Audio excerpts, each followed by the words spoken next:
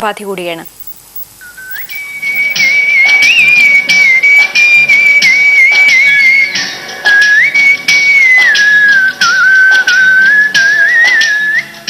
ജീവിക്കാൻ വേണ്ടിയല്ലെങ്കിലും മകനെ പാട്ട് പഠിപ്പിക്കാനാണ് തൃപ്പൂണിത്തുറക്കാരൻ ശ്രീകുമാർ ആദ്യം ചൂളമടിച്ചത്.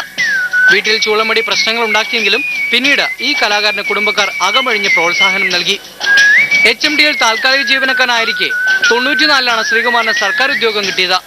2006 ഒരു ഓണക്കാലത്ത് ഓഫീസിലുള്ളവർക്ക് മുന്നിലായിരുന്നു ശ്രീകുമാറിന്റെ ആദ്യ പ്രകടനം.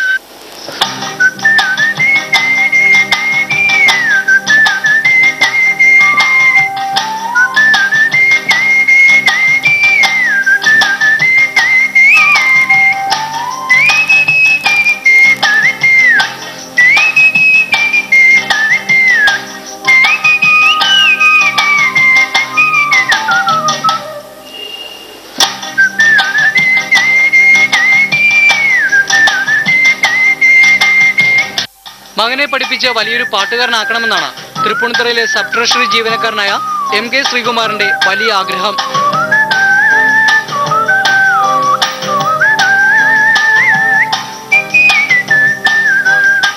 ഏഷ്യാനെറ്റ് ന്യൂസ്, കൊച്ചി.